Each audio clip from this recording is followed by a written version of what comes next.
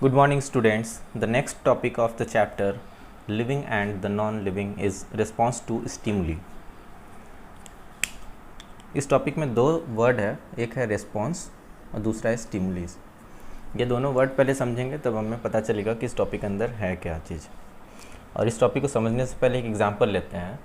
Suppose अगर आपका हाथ गर्म तवे से टच हो जाए, जिस तवा पे रोटी बनाते हैं वो एकदम हॉट हो, गर्म हो और उस पर गलती से टच हो जाए तो आपका क्या होगा रिएक्शन? तुरंत आप अपना हाथ वहाँ से हटा लोगे, है ना। तो यहाँ पे दो चीज़ें हैं, एक तो गर्म तवा है और दूसरा आपका हाथ हटाना, ठीक है। तो जो गर्म तवा है वो हो जाता है स्टिमुलस और आपका जो रिएक्शन है हाथ हटाना वो कहलाता है रिस्पॉन्स। मतलब कि अगर आपका हाथ उस स्टिमुलस यानी कि गर्म तवा से टच हुआ तो आपके अंदर से एक रिस्पॉन्स आएगा। क्या, किस तरीके का रिस्पॉन्स? हाथ हटाने का रिस्पॉन्स, ठीक है। तो इस तरीके से इन दोनों टर्म्स को हम समझ सकते हैं। तो स्टिमुलस क्या हो गया? ऐसे कोई भी चीज़, ठीक है, ऐसा कोई भी चीज़ जो हमें रिएक्शन करने पे मजबूर कर दे, ठीक है। तो इसको हम कह सकते हैं कि anything that triggers a reaction in an organism is called stimulus. Organism मतलब कोई भी लिविंग थिंग्स, ठीक है। एक ऑर्गेनिज्म जैसे कि अगर हम लोग हैं, ह्यूमन बींग्स हैं, हमें अगर कोई भी चीज़ ऐसा ट्रिगर करता है, ट्रिगर मतलब हमें मजबूर करता है कि एक रिएक्शन करने के लिए, ठीक है, तो वो चीज़ जो है वो क्या कहलाएगा? स्टिमुलस कहलाएगा। इस केस में क्या है? गर्म तवा क्या है? एक स्टिमुलस है, क्योंकि वो हमें मजबूर कर रहा है, जैसे उससे टच हुआ वो हमें मजबूर कर रहा है हमारे हाथ को वहाँ से हटाने के लिए। नहीं हटाएंगे तो हमारा हाथ जल जाएगा। तो स्टिमुलस क्या हो गया यहाँ पे? गर्म तवा। नेक्स्ट रिस्पॉन्स, जब हम जैसे उससे टच हुआ हमारे अंदर जो है सिग्नल्स आते हैं, रिएक्शन आते हैं, क्या कि अपना हाथ तुरंत हटा लें। तो जो हमारा हाथ हटाना हुआ, जो हमारा रिएक्शन हुआ, वो रिएक्शन क्या कहलाता है? रिस्पॉन्स। और जितने भी लिविंग ऑर्गेनिजम्स हैं वो ये प्रॉपर्टी को शो करते हैं, है ना। उनके अंदर एक रिस्पॉन्स होता है स्टिमुलस के अगेंस्ट। तो और ये जो रिस्पॉन्स है इसको सेंस करने के लिए हमारे पास कुछ सेंस ऑर्गन्स होते हैं, ठीक। जैसे ही गर्म तवा से टच हुआ हमारा हाथ तो हमें किसने सेंस किया? हमारा जो स्किन है सबसे पहले वो टच हुआ। स्किन ने एक सिग्नल भेजा कहाँ? माइंड को। माइंड ने इसको बोला कि ठीक है तुम ये यहाँ से हाथ हटा लो, ठीक है। तो ये जो सेंस ऑर्गन्स हैं वो हमें बताते हैं कि करना क्या है, क्या रिएक्शन देना है, क्या रिस्पॉन्स देना है। सेंस ऑर्गन कौन कौन से हैं हमारे शरीर में? जैसे आईज़ हो गया, हमारी आँखें, ईयर्स कान, नोज़ नाक, टंग, जीभ और स्किन।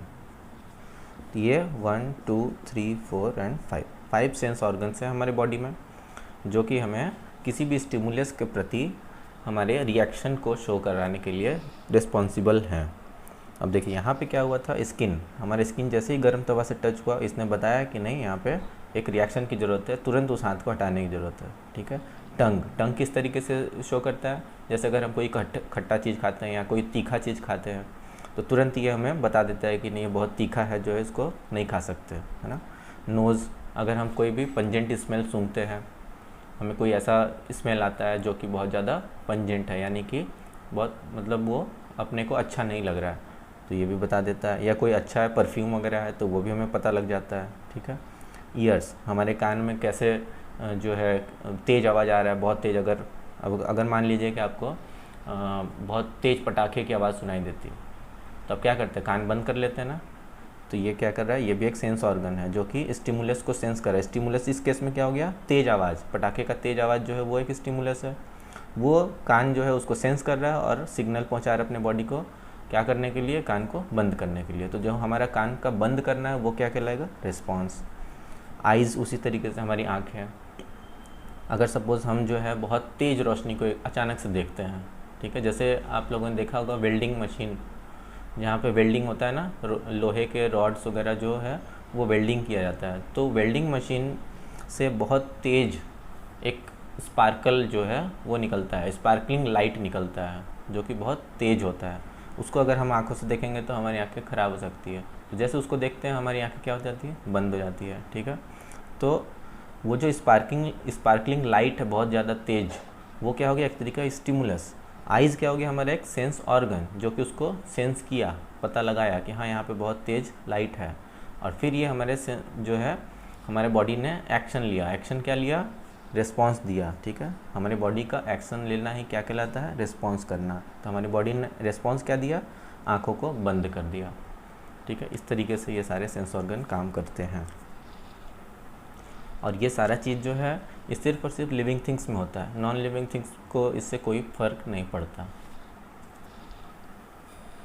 अब जो है एनिमल्स के साथ साथ प्लांट्स में भी ये फिनोमेना पाया जाता है, क्योंकि प्लांट्स भी एक लिविंग थिंग्स है। तो जितने भी लिविंग थिंग्स है उसमें तो ये चीज़ होगा ही होगा, वो भी रेस्पॉन्स शो करेंगे किसी भी स्टिमुली के प्रति। अब प्लांट्स में देखिए किस तरीके से होता है, आप लोगों ने देखा होगा एक छुई मुई का प्लांट होता है। छुई मुई के पत्ते को जैसे ही हम टच करते हैं वो सिकुड़ जाता है, होता है ना। तो टच करना हमारा क्या हो गया, स्टिमुलस हो गया, या स्टिमुली। स्टिमुली जो है स्टिमुलस का प्लूरल फॉर्म है। ठीक है, तो स्टिमुली बोलें या स्टिमुलस बोलें, दोनों एक ही बात है। तो जैसे ही हम उसको टच करते हैं उस प्लांट को, छुई मुई के पत्ते को, वो सिकुड़ जाता है ना। तो हमारा टच करना क्या हो गया, एक स्टिमुली हो गया उस प्लांट के लिए, और उसका सिकुड़ना क्या हो गया, उसका एक रिस्पॉन्स हो गया। ठीक है, तो mimosa pudica droops when touched. Mimosa pudica उसी प्लांट का नाम है, साइंटिफिक नेम। तो वो ड्रूप्स मतलब क्या होता है, सिकुड़ना। टच्ड मतलब छूना। जब भी हम उसके लीव्स को छूते हैं तो वो क्या होता है, सिकुड़ जाता है। तो टच करना ये क्या कहलाएगा, स्टिमुलस, और इसका सिकुड़ना ये क्या कहलाएगा, इसका रिस्पॉन्स। यहाँ समझ में आया कि प्लांट्स भी किस तरीके से रिस्पॉन्स शो करते हैं स्टिमुलस के प्रति। अब नेक्स्ट एक फेनोमेना है प्लांट्स में जिसका नाम है फोटोट्रोपिज्म। फोटोट्रोपिज्म में क्या होता है कि जब प्लांट को सनलाइट मिलता है वो उसी डायरेक्शन में ग्रो करता है। जिस डायरेक्शन से सनलाइट आता है उसी डायरेक्शन में प्लांट का ग्रोथ होता है। The property of a plant stem to grow towards the source of light is called phototropism. हमें पता है कि प्लांट्स जो है उनको सनलाइट बहुत ज़्यादा ज़रूरी होता है, क्योंकि वो सनलाइट के प्रेजेंस में ही अपना खाना बनाते हैं, तो हमेशा उसको सनलाइट चाहिए होता है। तो जहाँ भी उसको सनलाइट दिखेगा वो उसके पत्ते, उसके स्टेम, उसकी टहनियाँ उसी डायरेक्शन में ग्रो करेंगे ताकि वो ज़्यादा से ज़्यादा लाइट में रह सके। ठीक है, तो अब देखिए प्लांट जो है किस डायरेक्शन में ग्रो कर रहा है, लाइट के डायरेक्शन में। ठीक है, क्योंकि उसको दिख रहा है कि वहाँ पे वो लाइट है। तो लाइट जो है वो क्या हो गया, एक तरीके का स्टिमुलस हो गया, और उसका प्लांट का ग्रो करना लाइट के डायरेक्शन में, ये क्या हो गया, इसका रिस्पॉन्स हो गया।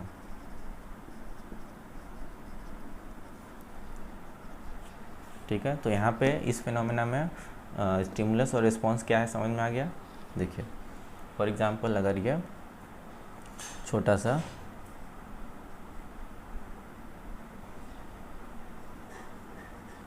पौधा है और लाइट जो है इस डायरेक्शन से आ रहा है। ठीक है, अब ये जब ग्रो करेगा, ठीक, अगर यहाँ पे मान लीजिए कुछ ऐसा इस तरीके से हिंड्रेंस है, छत है, ठीक, ये यहाँ पे इस तरीके से छत है जहाँ से कि लाइट यहाँ नहीं आ पा रहा है। ठीक है, लाइट सिर्फ आ रहा है क्या, इधर से, खुला हुआ जगह से। तो ये जो है इधर की तरफ ग्रो कम करेगा, ये इधर की तरफ हो सकता है इसकी एक दो टहनियाँ निकले ऐसे करके, लेकिन ज़्यादा टहनियाँ इसकी इधर की तरफ निकलेंगी ऐसे। क्यों, क्योंकि यहीं से लाइट आ रहा है ये, तो ये प्लांट जो है इधर से ऐसे ऐसे ग्रो करेगा, इधर से, समझे। ये लाइट इधर आ रहा है तो लाइट के ही डायरेक्शन में इसकी टहनियाँ ज़्यादा मुड़ेंगी। क्यों, क्योंकि उसको लाइट चाहिए है। इस डायरेक्शन में ये नहीं जाएगा, क्यों, क्योंकि यहाँ पे छत है, छत से यहाँ पे शैडो पड़ रहा है, शैडो पड़ रहा है, वहाँ पे लाइट नहीं है, तो प्लांट भी सोचेगा कि जब यहाँ लाइट है ही नहीं तो यहाँ जाने से कोई फ़ायदा नहीं। ठीक है, तो ये हमेशा लाइट के डायरेक्शन में ग्रो करेगा। क्यों, क्योंकि लाइट से इसको फोटोसिंथेसिस यानी कि अपना खाना बनाने में मदद मिलेगा। तो लाइट जो है यहाँ पे हो गया स्टिमुलस, और लाइट के डायरेक्शन में इसका ग्रो करना क्या कहलाएगा, इसका रिस्पॉन्स। और इसी फिनोमेना को बोलते हैं फोटोट्रॉपिज्म। नेक्स्ट टॉपिक है जियोट्रॉपिज्म। ये भी एक तरीके का रिस्पॉन्स टू स्टिमुलस है जो प्लांट के द्वारा शो होता है।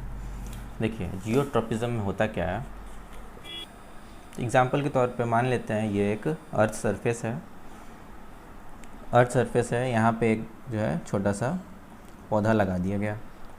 इसके तो पौधा होगा, इसका ये जो टहनी होगा, स्टेम, ये क्या होगा, ऊपर की तरफ जाएगा, है ना, ग्रो करता है ये ऊपर की तरफ। लेकिन इसका जड़ जो है वो कहाँ जाता है, वो किधर के साइड ग्रो करता है, वो हमेशा इसके और डीप इनसाइड जाता है। इसका जो जड़ होगा ना ये नीचे की तरफ ग्रो करेगा। अब देखिए यहाँ पे जड़ जो है नीचे की तरफ क्यों जा रहा है, क्योंकि ग्रेविटेशनल फोर्स जो है अर्थ का वो इसको खींच रहा है। ग्रेविटेशनल फोर्स मतलब होता है धरती किसी भी चीज़ को अपनी तरफ खींचती है, ठीक है। तो ये धरती है, धरती किसको खींच रहा है अपनी तरफ, जड़ को।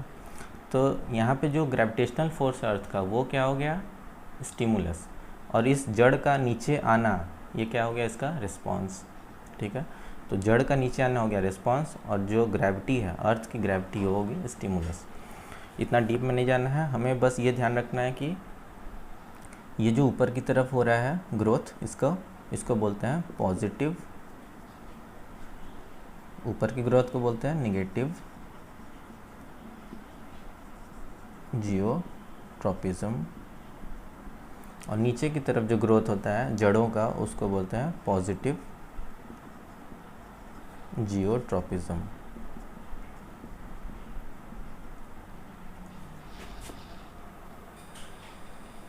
और इसमें स्टिमुलस क्यों दिखा देते हैं, स्टिमुलस कौन सा है, देखिए ग्रेविटी हो गया स्टिमुलस, और इस रूट का नीचे जाना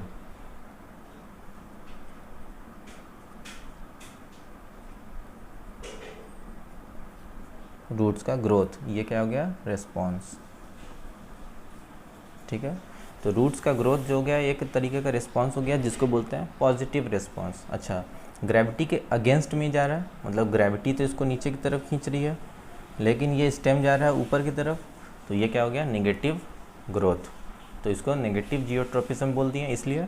और जिधर ये खींच रहा है उधर ही की तरफ ये रूट्स भी जा रहा है ना, देखो खींच भी रहा है नीचे की तरफ और रूट भी नीचे की तरफ जा रहा है। जब दोनों सेम डायरेक्शन में तो इसको बोल देंगे पॉजिटिव जियोट्रॉपिज्म या फिर पॉजिटिव रिस्पॉन्स। लेकिन ग्रेविटी तो इधर जा रहा है, खींच रहा है इसको इधर, लेकिन स्टेम किधर जा रहा है, जो है वो ऊपर जा रहा है, टहनियाँ जो है वो ऊपर की तरफ जा रही हैं। जब ये उल्टा डायरेक्शन हो जाएगा तब इसको बोलेंगे निगेटिव जियोट्रॉपिज्म या फिर निगेटिव रिस्पॉन्स।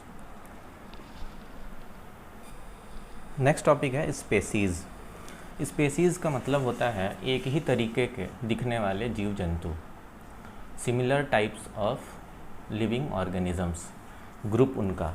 अब देखिए जैसे कि डॉग्स हैं, कैट है, एलिफेंट है, तो ये सब आपस में क्या है, एक तरीके दिखने वाले जानवर हैं? नहीं, डॉग जो है कैट से बिल्कुल अलग दिखता है, एलिफेंट जो है वो कैट और डॉग से भी बिल्कुल अलग दिखता है, ह्यूमन बींग्स जो है वो इन सबों से अलग दिखता है। लेकिन क्या एक डॉग दूसरे डॉग से अलग दिखता है? नहीं, एक डॉग हो चाहे दूसरा डॉग हो, चाहे आपके घरों में डॉग हो, चाहे स्ट्रीट डॉग हो, सारे जितने भी डॉग्स हैं सब एक तरीके के दिखते हैं। थोड़ा थोड़ा अलग अंतर होता है लेकिन ज़्यादातर सब एक जैसे ही दिखते हैं। तो जितने भी तरीके के डॉग हो गए उनको हम कह सकते हैं कि वो एक स्पेसीज़ हो गया, ठीक है। All the groups of dog combine together to form one species, ठीक है, तो वो एक तरीके के स्पेसीज़ हो गए। नेक्स्ट अगर हम कैट की बात करें, ठीक है, तो कैट जो है, मान लीजिए कि कोई कैट है ब्राउन कलर की, कोई ब्लैक कलर की है, लेकिन दिखने में तो अप्रॉक्स सेम होगी, सब कुछ उसका एक जैसा होगा, खाने का उसका तरीका, ठीक है, उसका खाने का जो भी हैबिट है वो एक जैसा होगा। तो इस तरीके से जितने भी कैट हैं उन सबको हम एक ग्रुप में बना के क्या बोल सकते हैं कि वो एक दूसरा स्पेसीज़ हो गया। तो एक कैट का स्पेसीज़ एक डॉग के स्पेसीज़ से बिल्कुल अलग होगा, ठीक है।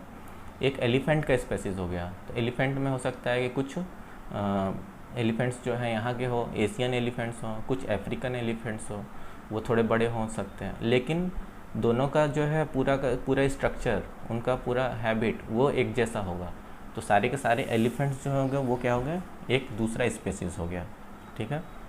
तो इस तरीके से स्पेसीज मतलब होता है कि similar kind of living organisms grouped together, उनको बोलते हैं स्पेसीज। तो इसका डेफिनेशन और देख लेते हैं डीप में।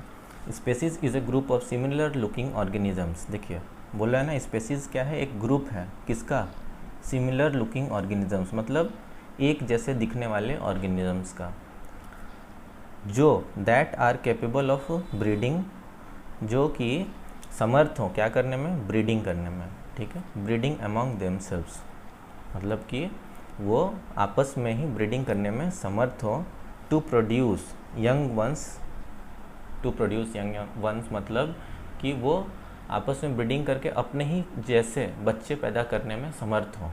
अब देखिए कैट के बच्चे होंगे तो वो कैट जैसे ही दिखेंगे, छोटे होंगे लेकिन वो कैट जैसे ही दिखेगा। ऐसा तो कभी हो नहीं सकता कि कैट का बच्चा हो तो वो डॉग जैसा दिख रहा हो, है ना।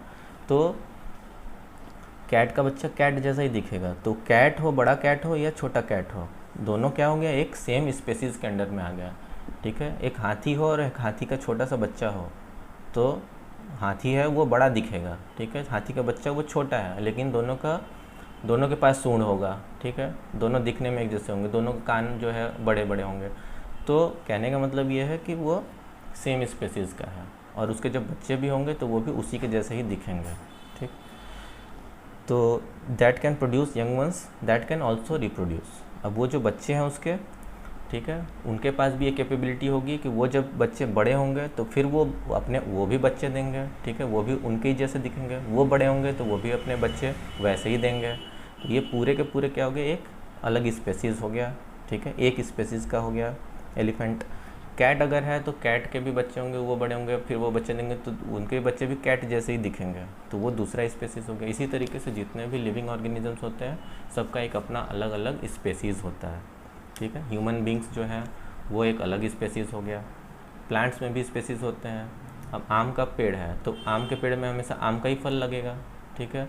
फिर उस आम के फल में से जो गुठली निकला उसको हम बो देंगे तो वो क्या निकलेगा, उसमें से भी आम का ही पेड़ निकलेगा। ऐसा नहीं है कि उसमें से फिर नीम का पेड़ निकल जाए, ठीक है। तो नीम का पेड़ जितना हो गया वो एक अलग स्पेसीज़ हो गया। आम का पेड़ है तो वो अलग स्पेसीज़ हो गया। बनाना का पेड़ है तो वो एक अलग स्पेसीज़ हो गया। इस तरीके से हर जो लिविंग ऑर्गेनिजम्स हैं उनका अलग अलग स्पेसीज़ होता है। तो इस तरीके से इस चैप्टर का जितना भी वीडियो पार्ट है वो ख़त्म हो चुका है। इसके बाद हम लोग क्वेश्चन आंसर करेंगे।